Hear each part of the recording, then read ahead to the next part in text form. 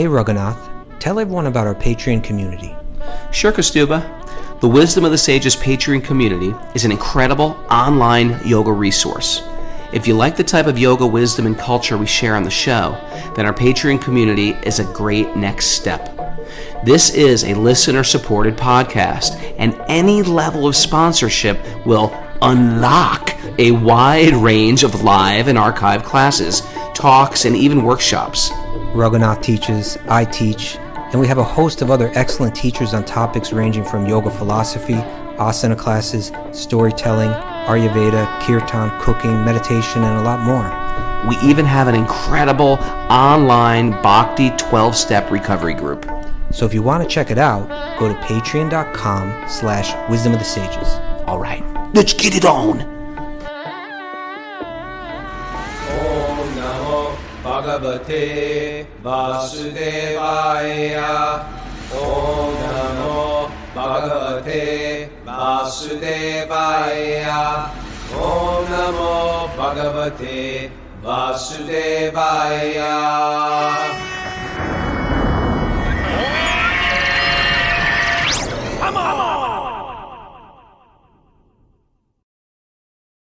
Live from the Govardhan Eco Village, this is Wisdom of the Sages, a daily yoga podcast with your host Raghunath and co-host and senior educator of the Bhakti Center in New York, Kaustubha Das. Welcome to the show, everybody. Welcome to India. We love this place. Welcome to the Govardhan Eco Village. We're in like a little yoga Bhakti paradise here. It really is. It really is. You know what I miss, though? I wish I was here. I've been here a lot, and I've never been here on mango season, and it's killing me. Well, it's very hot There's then. thousands of mango trees here. It must be mango crazy. It must be very, very hot here at that time. All those mangoes. What do you They must think? get thousands of mangoes. Well, I did find out that they set up this place now that there's thousands of guests that come, and they feed everybody for free. Yeah. I didn't realize that. Yeah, on It's the just like weekends. you just come, and they feed you. Mhm. And All the villagers come. all the villagers come. We did a tour today of of all of our people, and one of the things they started telling us about is the things that they do for the local villagers. It's amazing because one of the real tragedies in India is that the big corporations come, they take over the whole agricultural scene. Right. They you'll grow only one crop now that you like export and sell, and you begin to lose all these traditional like rice. There's like 50 varieties of rice What's the word? with seed, like seed preserving or something like that. The original seeds. No heirloom. Heirloom. The heirloom Heirloom. rice. There's Yeah, lots of this- rice out there. We just eat white rice. There's blue rice. Do you ever have Red rice. Govinda Vogue? That blue rice? I'm not sure, It's pretty cool. but they say every rice has a different like medicinal quality too, and all this stuff gets lost. And they get the local farmers, they're taught to use pesticides, which cause cancer. And what the Eco Village does is what they do here, they bring it to the local villagers, but they think it's risky. Like I'm supposed to, stop doing things the way I'm doing. Who knows what's going to happen to me financially if it doesn't work out? Sure. So the Eco Village covers them for 1 year. They say, don't worry, we're going to make sure you get paid at least what you got paid, Wow. like the previous year. And then by the following year, you're going to be up on and going, and you're going to be fine.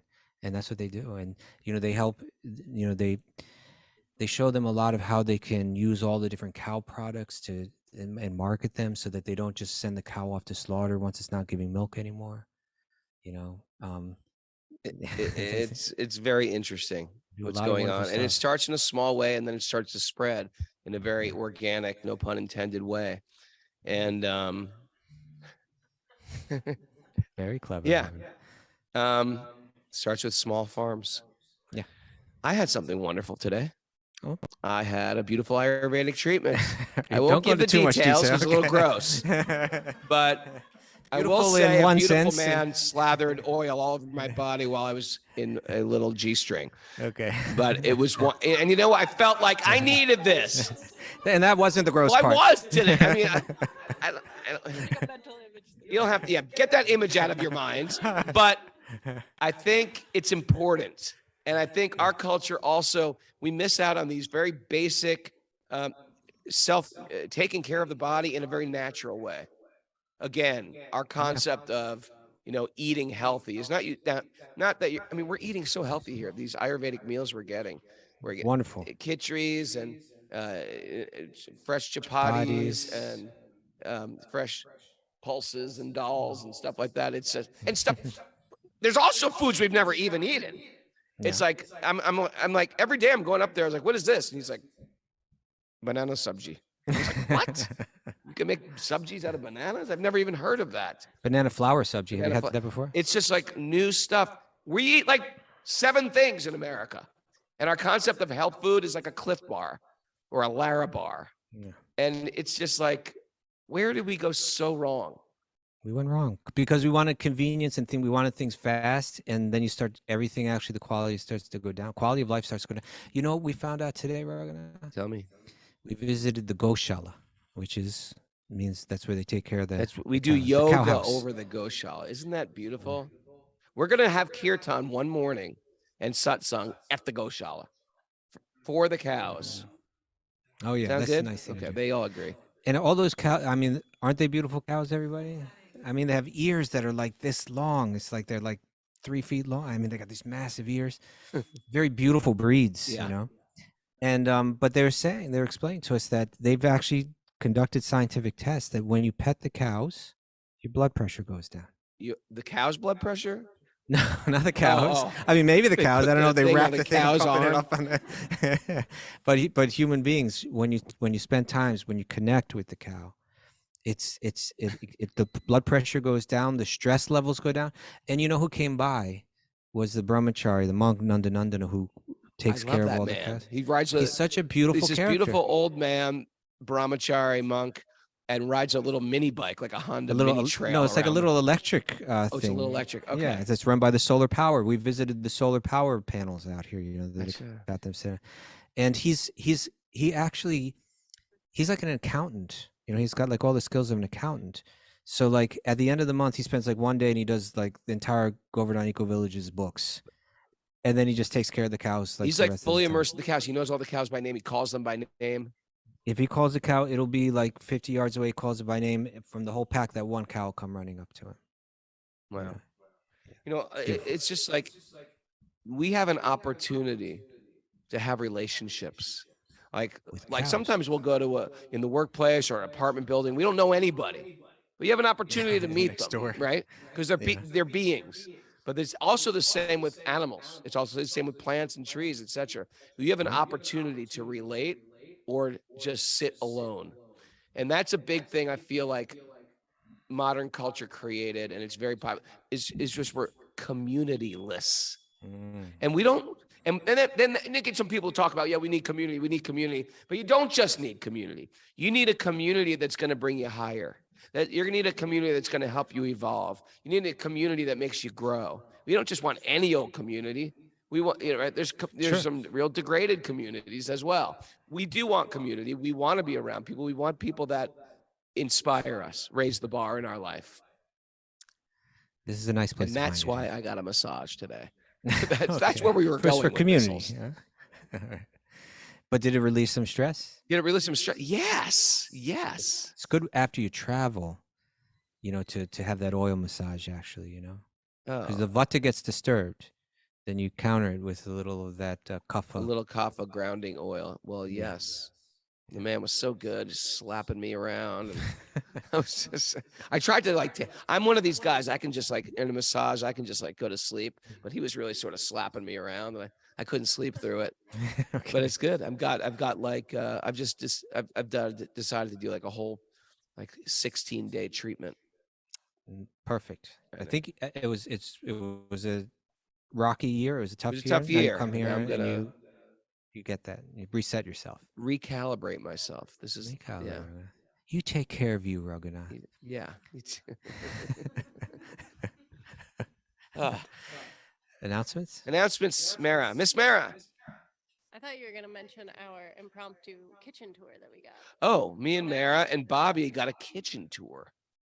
Which the new kitchen. It was across. Mara and Bobby are quite impressive chefs, cooks, Mhm. and Mara Number sometimes one, cooks for actually. weddings for like 300 people.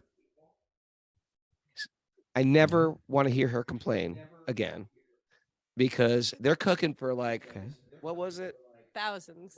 Thousands Every every day. Like day. at least 2,000 people every day. And the 2,000. most impressive thing was actually I found out that they have a chapati machine now, which is like Oh, yeah. finally all these engineers and IIT graduates and incredibly like academically intelligent monks have created like something, and it's like we just watched it and just perfect chapatis, and it does 800 in an hour. Yeah, Wow. it was cool. I thought that was a highlight. It was pretty cool, the chapati machine. Yes. Every single one was perfect. Okay, announcements. We have a Back to Recovery group meeting at noon today. Tomorrow, for our Patreon members, Josh Kane is leading an asana class at 10:30 a.m. And also register for the Wisdom of the Sages Italy retreat, June 27th through July 4th. It's a great retreat. Come join us in Italy. I mean, India, Italy. These are like the best places in the world. Both have great food. Best food in the world. They don't have chapati machines in Italy. Yeah. Yeah. Yeah, When they're you and me pasta lived in the machines. temple, we were the chapati machines. Yeah, rolling them out. We're just rolling them out, throwing them on. Mhm. It's actually quite, that is It's a a joy. fun service to do. It's a joy to do. I used to, in the Boston temple, I used to go down to the kitchen during the Bhagavatam I class. They would pump do. it down there with No, I Madhava. did in Philadelphia. Mm. I was the chapati Philadelphia. guy. Did they They come came out out good? great. I'm a good chapati guy. All right. I've even mastered how to do them on an electric stove. With a coat hanger? No, I took a grill. I raised it up a little bit Yeah, yeah. above, like a grill from a toaster. Raised it up a bit above. Throw them in the steel frying pan. Got all the moisture out. Then threw them on the grill. Perfect puffs. Look at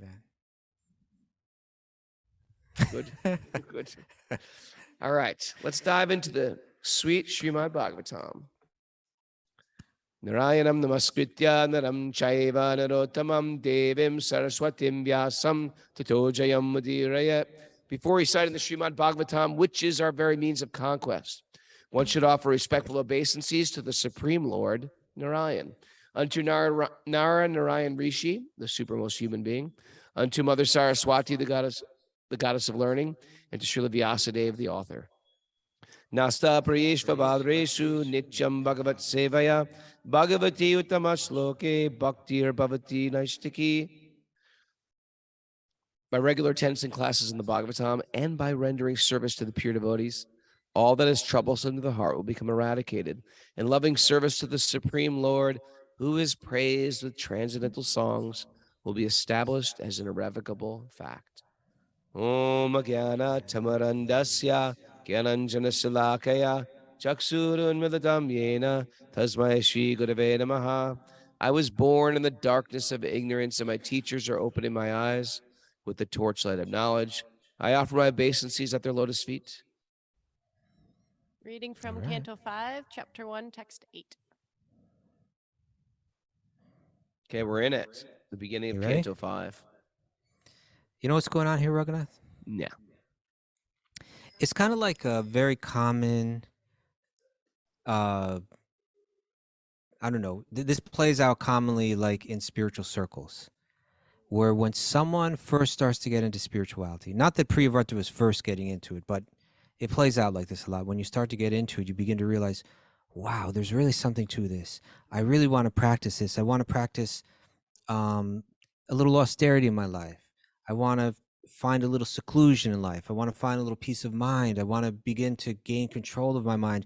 I'm thriving on this. This is what I've been missing. This is important. And then you get called in out of that world, like you commonly when people first start to get into like deep into yoga or into bhakti, they think, I want to live in the ashram, or I want to walk away from all the things I have to do, because those are all distractions. Those are the things that drag my mind back in the direction that I'm trying to take it away from.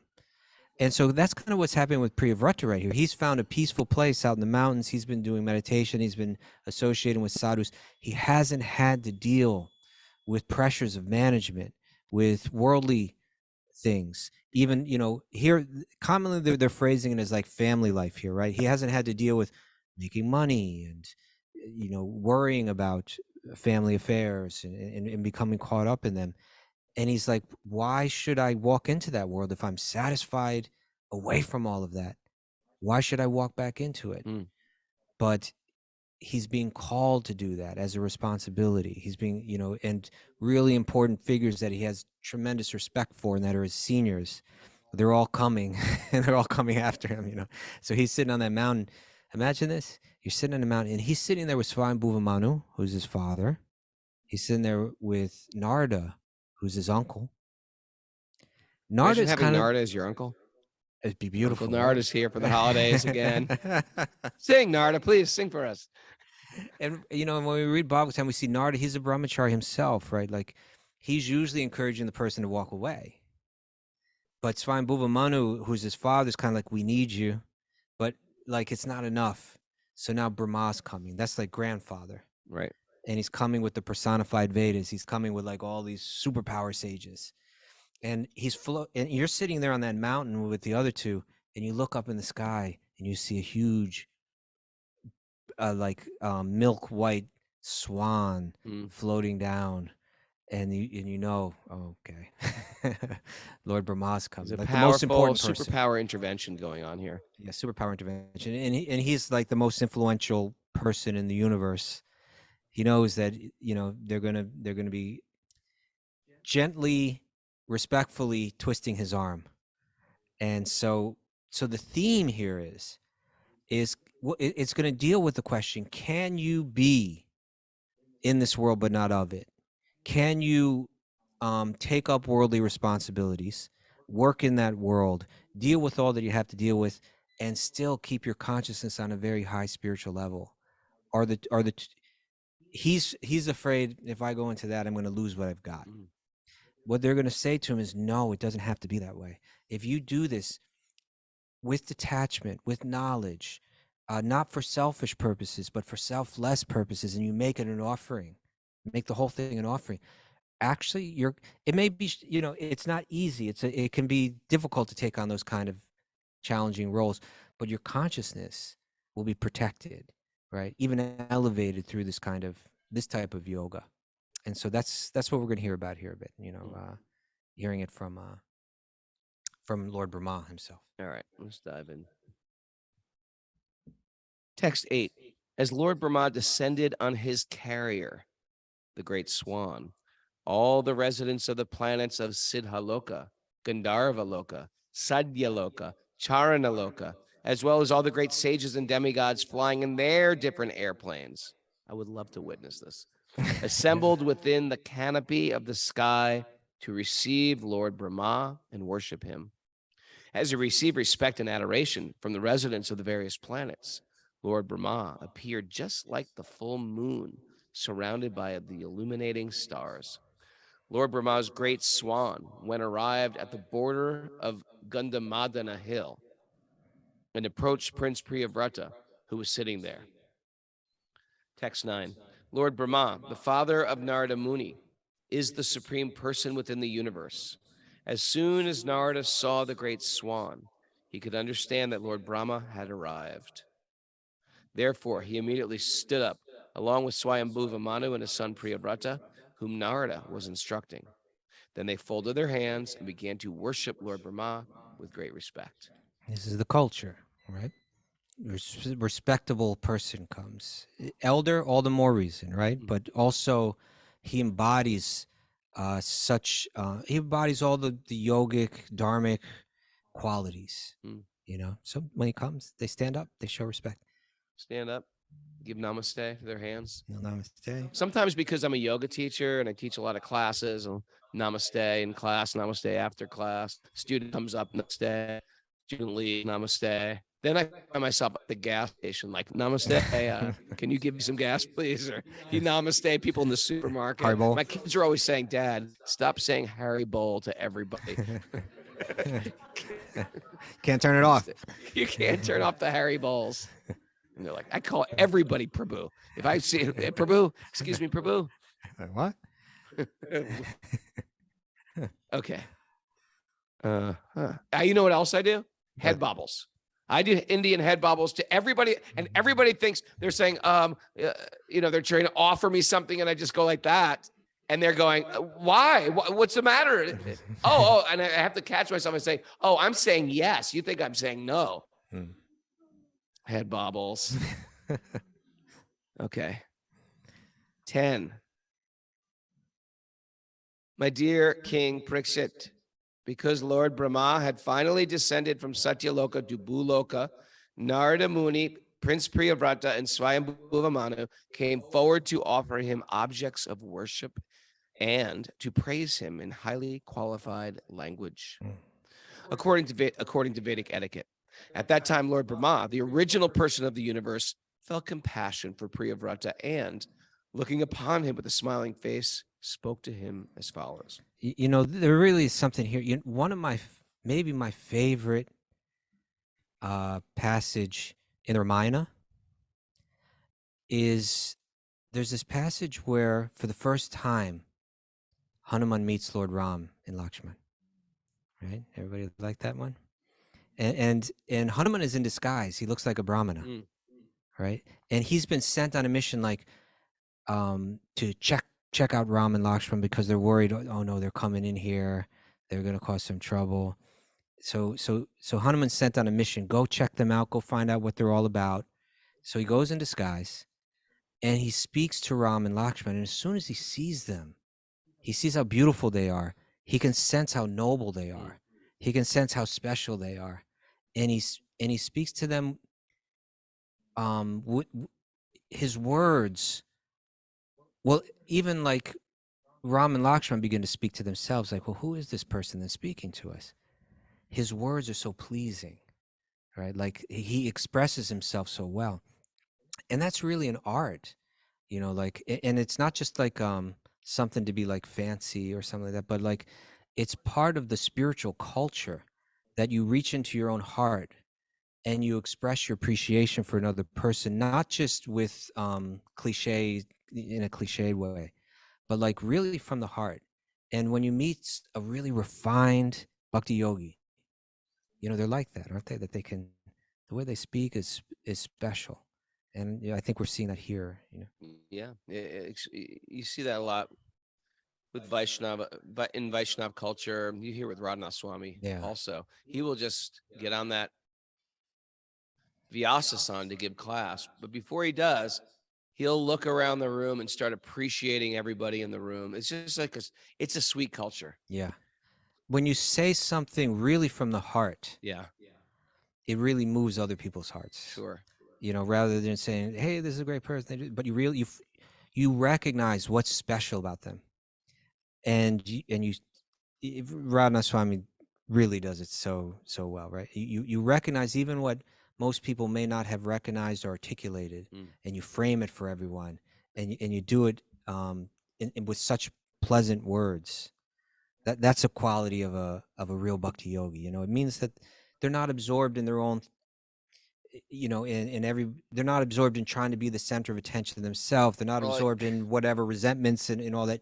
You begin to see more. Like, I'm about to give class, so I'm going to really polish this off. I'm going to go in there. It was good. I was, when I got on the Joe Rogan podcast, I never get nervous to speak. I'm a big mouth, if anyone hasn't picked up on that yet.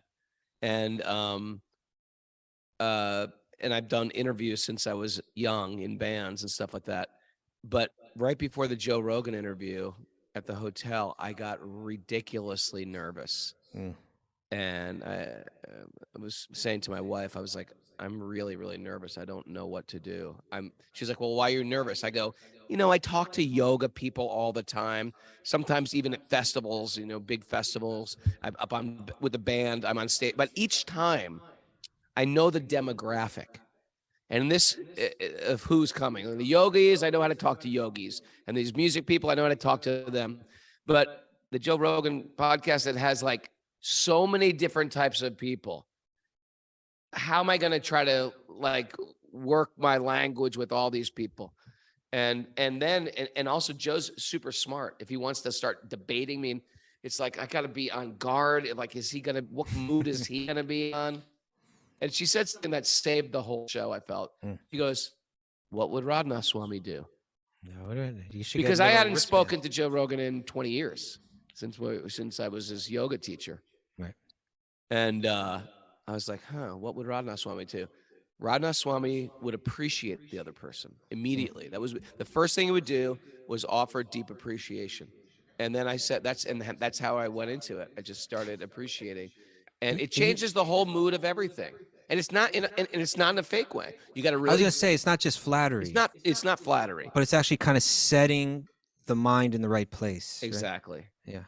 And it inspire. I think also if you show your like vulnerability, that you're not here to just put on a show, but you're actually here to appreciate, and it sets up for that sweet banter instead of the nasty banter we've created. Right. So here it said, the way it was translated was Brahma's coming down, Narada, Priyavrata, and Swayambhuva Manu. They came forward. It says they offered him objects of worship. Right? They offered him something nice. We don't know what it is exactly. But, Yeah, what do you think it was? I mean, when they say object of worship, it could mean Food? things that like the typical things, like the type of the rituals that they do, like in puja, offering of lamp, and all that. That's really kind of like a welcoming ceremony. It's kind of like, right? It's kind of like you're welcoming guests into your home. So it may have even been An that official kind of thing. puja. You sit down. We're gonna wash your feet. Yeah, it could have been like that. I don't know if the Davids, you have to wash their feet in one sense because they don't touch the ground. But maybe they do. I don't know. Give you cloth. But yeah, but it says they came forward. They offered him objects of worship, and they praised him. Here it says with highly qualified language according to Vedic etiquette. Right. So it would be fascinating to be there, hear their tone, hear the words, how they expressed it, see their expressions and so on. But we hear now about Lord Brahma's expression, right? And it says, at that time, Lord Brahma, the original person of this universe. Now, if we go back, we read earlier in the second canto about how Brahma is born from the navel of Lord Vishnu, and he's the original person that's begins the creation. But it says, so at that time, Lord Brahma, the original person of this universe, he felt compassion for Priyavrata. He knows he has to ask him to do something he doesn't want to do. So he felt compassion for Priyavrata, and looking upon him with a smiling face, he spoke to him as follows. And in the commentary, Srila Prabhupada writes a little bit about this. He says, Brahma's purpose was to break Priyavrata's determination. Right? He had this yogic determination. I'm going to stay out in the forests and in the mountains. I'm not going to enter into materialistic society. Brahma came to break that determination. Therefore, Brahma first looked upon Priyavrata with compassion. His smile and compassionate features also indicated that although Brahma would request Priyavrata to accept household life and all the responsibilities that go with that, Priyavrata would not be out of touch with bhakti, with devotional service. By the blessings of a Vaishnava, everything is possible. Very interesting, right? Very interesting that he had someone in his life.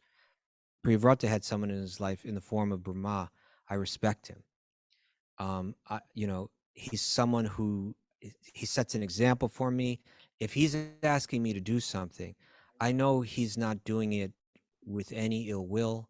I know he's doing it thinking of the good of everyone and myself. And so even if he's asking me to do something that seems counter to my particular spiritual endeavor that I'm involved in, he's not going to lead me astray. I trust him. And if I have his blessing, then even that thing that seems counter actually becomes, like it works for me instead of against It's a me. culture where we want blessings before we make any endeavor. And it's not, it's all, again, it's something like we sort of rejected that whole concept. We don't ask for blessings. We're just going to do it. We're just going to figure it out on our own. We've got a plan. We've got an agenda. It doesn't work that way. We want the blessings. We encourage the blessings, and we feel like any success we have is from the blessing. It's a great way to think, because the idea of blessings means you're part of something bigger, right? Yeah. Because we're subsisting. We see ourselves as subsisting on the blessings of others. My joy, my happiness, my connection, my success. It's not mine. It doesn't exist in a bubble. So many people contributed to any success we have in our lives. It's not such a holistic way to see the world.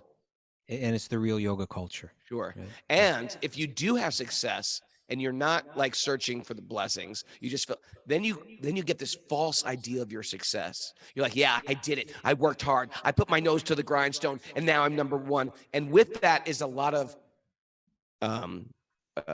anxiety that comes from fear of losing your success, envy of people trying to come up the ladder behind you and pull you down. It's a whole different mindset when you think I did it. And you know, another interesting dynamic is that if you've been asked if you've been asked to do something by someone who you have deep spiritual trust in, someone that you see, let's say as a mentor, and they've asked you to give your time and your energy to some particular task or some particular service, even if you fail, because you sincerely tried, actually you completely succeeded. Right? In other words, you sacrificed your time and your energy, your body, your mind, your words for that noble cause. And as long as you did all that you could, whether you actually achieve the goal of it or not, you've achieved the higher goal. And ultimately you're successful, even if you fail. Whereas the other way is the exact opposite in one sense, right? You either win or you lose. Or even if you win, you lose Right. in one sense. But what to speak of if you don't win? Are you noticing really a calmer, more grounded Raghunath today? I yes, feel that I am. Oil Oh, really you see settled that? me. Yes. You were I'm screaming like, why yesterday. aren't I wound up like usual? I think it's the oil. You got to get some more of this oil. A little wound up, okay. No, during the kirtan, you were a little wound up. Okay. Oh, you got it out for the But kirtan. that's, a good kirtan. No, this is good. Okay. All right. There's nothing better than walking around covered in oil. That's a good feeling. Okay. Where are we? Text 11. Lord Brahma, the supreme person within the universe, said, "My dear Priyavrata, kindly hear attentively what I shall say to you. Do not be jealous of the Supreme Lord, who is beyond our experimental measurements. All of us, including Lord Shiva, your father, and the great sage Maharishi Narada, must carry out the order of the Supreme. We cannot deviate from his order." He's now Brahma's going to begin to present his argument, right? And it has, he's going to give his reasons to convince Priyavrata why you should take up this counterintuitive task, right? Why you should step away from your spiritual solitude and enter into a world of complications. And he's beginning by saying, we try, again, when you say this, it sounds kind of like in a religious context and, like, what's the plan of the Lord? What's the plan of the Lord? But I think God's getting back in vogue.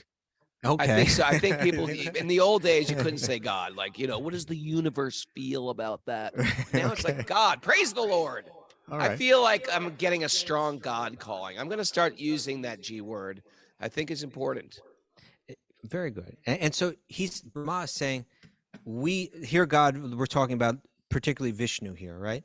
He's saying, my goal in life is to follow the desire of Lord Vishnu. Not only myself, Lord Shiva is doing the same thing. Narada is doing the same thing. It doesn't. Our strategy in life isn't just to do what we think will make us happy. That's not how we make our decision. That's not our decision making standard. Our standard is we try to understand what's the will of the Lord, and that becomes our mission. And so he's saying you should do like that too. If you would, it's kind of like if like if some athlete who's like the hero of like some boy or something comes and say, hey, this is what I do. This is what I eat. Right. This is what, this is when I was your age, this is what and you're like, okay, well then I'll do it too. So, Lord Shiva's doing this. You want to do meditation. Nobody meditates better than Lord Shiva, but he also follows the order of Lord Vishnu. All right. Text 12. One cannot avoid the order of the Supreme Personality of Godhead, not by the strength of severe austerities and exalted Vedic education, or the power of mystic yoga, physical prowess, or intellectual activities. Nor can one use his power of dharma or religion, his material opulence, or any other means, either by himself or with the help of others, to defy the orders of the Supreme Lord. That is not possible for any living being, from Brahma down to the ant. Oh, yeah. So in other words, maybe you're a great meditator. Maybe you've developed mystic powers. Maybe you're capable of performing incredible austerities. The Vedic teachings, they glorify these kind of qualities, but they're saying all of that is subservient to the higher principle, to act for the pleasure of the Lord, right? Because the Lord is the center of all existence. When we act for the pleasure of the Lord, we're all fitting in perfect harmony. It's healthy, it's harmonious. Those other things, the value of austerity, the value of learning, et cetera, is when they help us fit into that harmony. And if on the basis of those we step out of the harmony, we think, I don't need to do that because look at how austere I am. I don't need to do that because look how learned I am. Then those otherwise good qualities are actually working against you. But Prabhupada writes some interesting stuff here too. Tell me. He says, there's a word used in the verse, manishaya, which is translated as by intelligence. So he says the word manishya, or by intelligence, is of special significance. Priyavrata might argue that Lord Brahma was requesting him to accept family life and the responsibility for ruling the kingdom, although Narada had advised him not to enter into household life and be entangled in material affairs.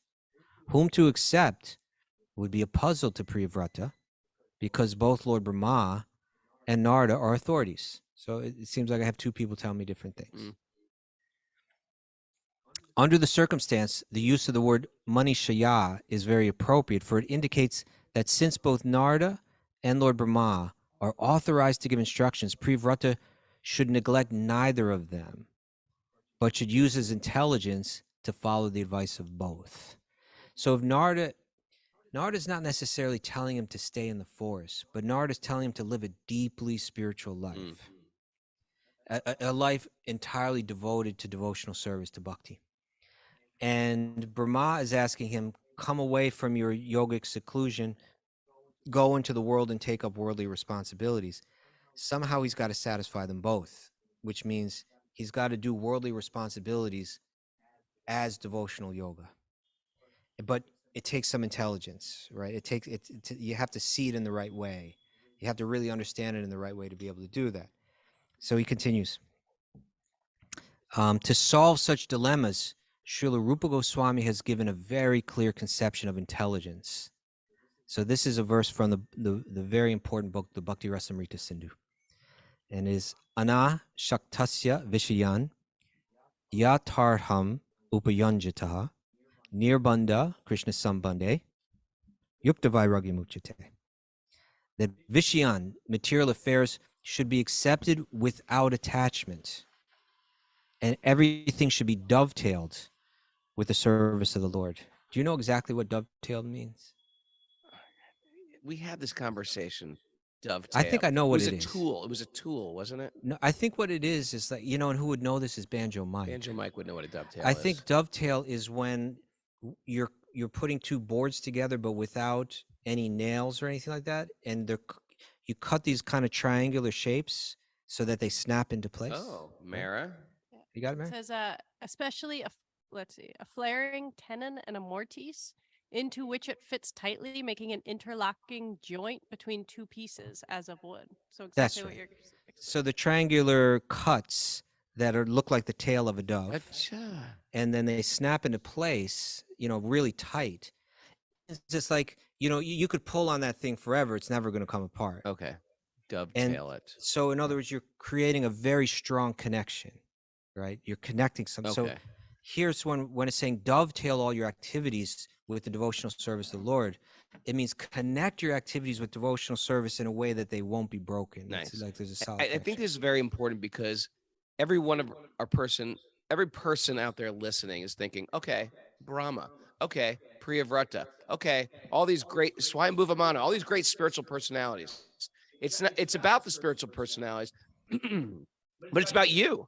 Yeah. Everybody listening has some type of talent, has some type of charisma, has some type of God-given gift, and we just have to figure out how to use that in a spiritual way. And we can use things we can use a talent. Suppose you're very charming. You can be charming and degrade yourself with your charm. Right. Ever meet a charming jerk? Anybody? Ladies. Yeah, Ladies. a lot of charming jerks out there. You can also use your charm to uplift people, right? Some of the greatest speakers of the Bhagavatam are very charming. You're on the edge of your seat hearing them speak. Music can degrade. Cooking, right? There's degrading chefs out there. Yeah, there's like, actually the whole chef industry. I'm just finding this out. It's a completely degrading thing. Okay. It's a degrading thing because in the Mara was saying, in yoga circles, everyone's like trying to, hey, don't deal with your ego and stuff like that. At least there's an idea of my ego is a thing that's causing problems. But she's saying, what are you saying about chef circles? Oh, it's just like it's all about the ego. They like pride themselves on having egos and like tearing down the people that are below them. Other chefs. What's that? The other chefs or the other other employees. chefs or like the chefs that are like lower than them in the because the kitchen's very hierarchical as well. It's sort of like a caste system in the kitchen. Yeah. Mara rules that kitchen with an iron fist. So there are cultures that are really degrading, and the consciousness is degrading. So how can I take what my God-given gifts are and use them to upgrade my life? Yeah. I like to use the analogy of the dancers, and I'd use this in class the other day. Dancers. If you see two very good dancers dance together, it almost looks like they're dancing as one dance, and it's just almost like captivating to watch. So we have a spiritual calling in this world, but when I act against that spiritual calling, it's like a good dancer and a bad dancer. There's a spiritual Raghunath, and then there's what's coming out of my mouth, what's in my mind, my activities, my work. And if I'm using them in all material ways, my life just becomes chaos to witness. Like Elaine dancing? Yes, like on Seinfeld, Elaine dancing, exactly. But when I start to use the talent, your thoughts, your speech, your work, your family, then you're in the world and not of the world, and then it becomes a very magical dance. And that's the real flow. People talk about the flow. I'm in the flow. This is the real flow, when you're using everything you've got in a spiritual way. Well, what we're hearing here is we talk about being in the world but not of the world. This is the formula. And there's a formula. It's given throughout, especially Bhagavad Gita, but it's being mentioned here.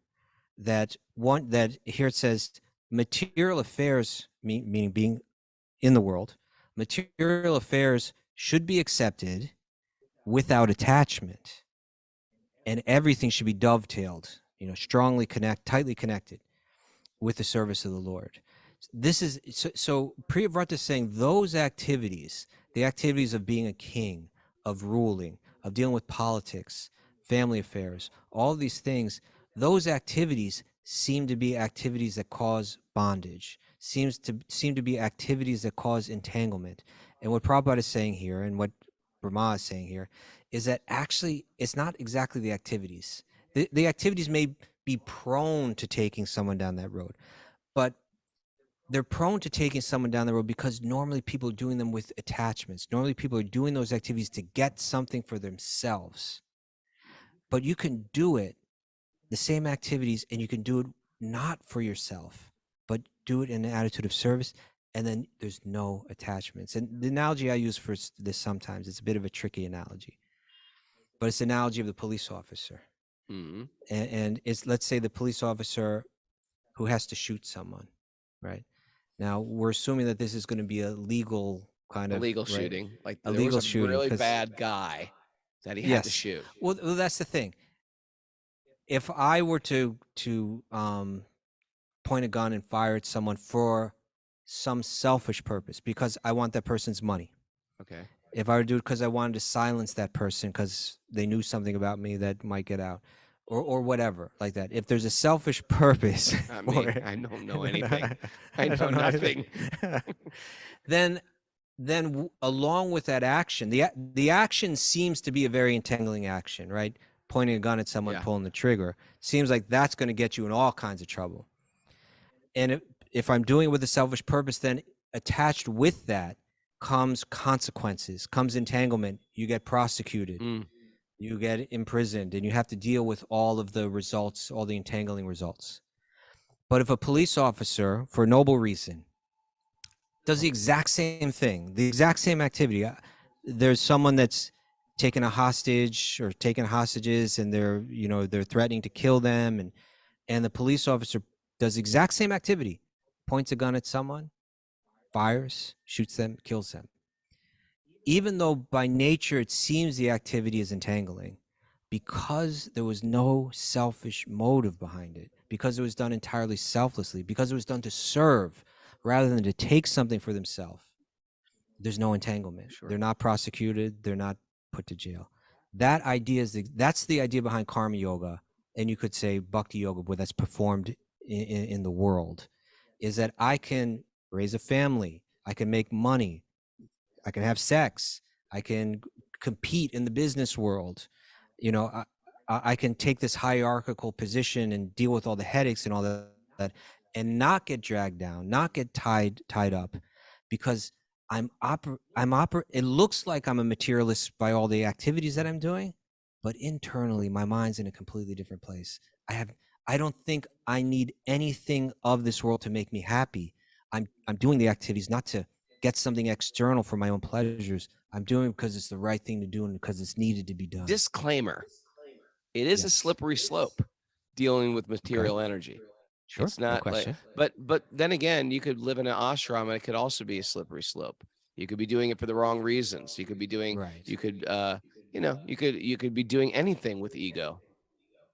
That's why we say it's not that you need to isolate yourself, but you need to Insulate. insulate yourself. I never said that.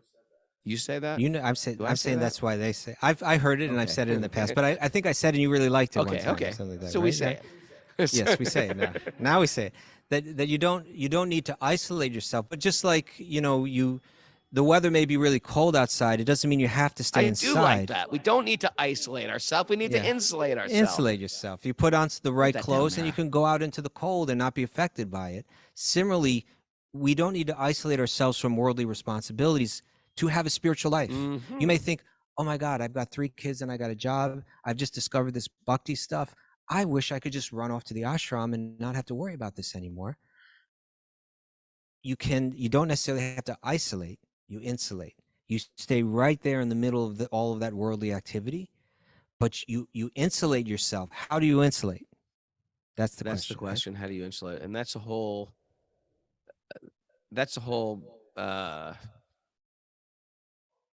Yeah. It's a real individual thing. How do you insulate? But the basics are Yeah, there's some we're basics, adding yeah. spirit to our life. You hear Bhagavatam Adding daily. a spiritual practice to our life You on a associate regular with spiritual basis. people. You avoid certain things, and you don't watch certain things. You don't absorb yourself in certain things. You don't associate with certain people, but you can still get into that world and do what you need to do. You start to see as yourself as like a sponge, and you realize Yeah. what I'm putting in this sponge is affecting the sponge. What I'm ingesting is creating me. Right. And so you become very discerning about what you're consuming through all of your senses. Yeah. Yeah. But you still get in there and you take care of those. You be a good husband, you be a good wife, you be a good parent, you be a good business person. You deal with stuff. Then all the hiccups that come up in life are not like downsides. You're seeing, oh, I get it. This is propelling me to be my next incarnation of myself, my higher self. There you go. All right. Maybe we could wrap it up. Just Prabhupada says a little bit more here on this topic. Tell me. So he said, again, material affairs should be accepted without attachment, and everything should be dovetailed with the service of the Lord. This is real intelligence, right? This is a person that's figured it out. Becoming a family man or a king in the material world is not harmful if one accepts everything for Krishna's service. That necessitates clear intelligence. Yeah. And so he goes on to quote this famous verse from Bhagavad Gita 5:29. Bahunam Janamante. No. Bhoktaram Yagitapasam Sarvalokam Suridam Sarvadehinam Ridam Sarvadehinam. Gyatva Mam Shantim That was Richati. it.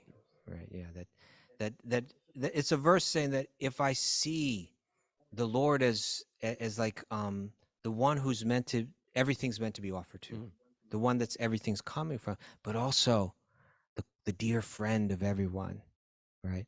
If this is my mentality, that even though I'm working in the middle of the world, I'm doing it all for him. I find shanti, right? He becomes the peace. why. The why. Why am Yeah, I going to work oh, in the morning? yeah. Why am I doing this? It becomes the why behind everything that we're doing. Bhoktaram Yagya Tapasam Sarvaloka Maheshwaram, right? He's the father of all the devas.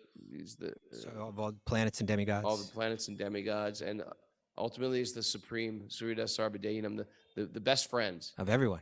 Mm. Yeah. Knowing that, you can go into the world and still have peace. That's it. All right.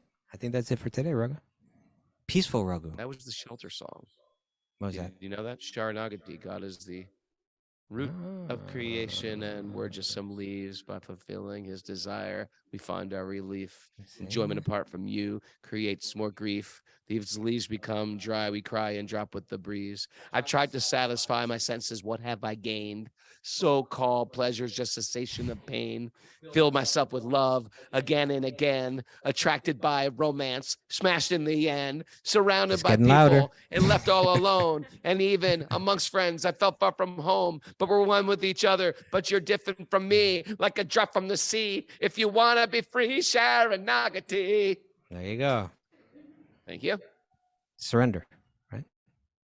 Mara, give us some goody nuggets to take with us in the course of our day today. Okay. Find a community to help us evolve. Yep. You can't turn off the Harry Bowls. Don't turn off the Harry Bowls. Reach into your heart to express authentic appreciation.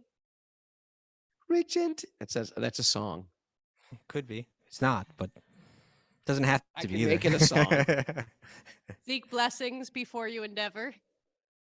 Seek blessings before you Seek do. blessings. The highest is to act for the Lord's pleasure. Okay. Yeah. Accept material affairs without attachment. Mm-hmm. Dovetail your gifts and service to something higher. And Dovetail your gifts. The real flow is when you've spiritualized all you've got. that's right. We don't need to isolate, we need to insulate. That's the There you shirt. go. That's the t-shirt. Okay, yeah. Make Krishna our why. Make Krishna our why. The why that'll make you cry. And God's coming back in vogue. Oh, yeah. God's coming back in vogue, everybody. Isn't that good news? Bhakti's the new black. Thanks for everybody for joining us. Where'd everybody go? I don't know. Our live is exhausted, everybody. But thanks for everybody for joining us. Thanks for the live that's here. And thanks to the Govardhan Eco Village for hosting us another year. Looking forward to this. Oh, hey, you missed a good one, Mara. There was another good one. Nothing better than walking around covered in oil. Nothing better walking around and covered in oil. Oh, yes. Then I'm going to get the powder puff massage. You ever get one of those, Kostuba? They take Powder that puff? hot No, I have powder, not had the hot powder powder puffs. I feel like, women have these the powder puffs, Yeah. and then they take these hot powder puffs and they put. Do women still do I that? don't Do they think still have so. those That's things? women from many. They used to have those. many that big moons powdery ago. thing. Poof, poof, poof. Powder puffs. But now they take these hot powder puffs and get you on the back with them. I think Mara's getting the hot powder puffs too. No. It's like these hot herb pounding. It's quite wonderful. Thanks for joining us, everybody. Hey, same time tomorrow, 7:30 a.m. Eastern time. If you haven't done it yet, go to Apple Podcasts, write us a review. If you're watching this on YouTube, leave a comment, hit the ding bell, the notification bell, and subscribe to our channel.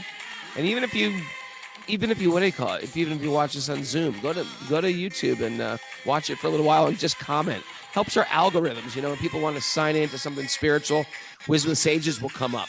This is how it works. I don't know quite how it works, but that's how it works. That's all we got, people.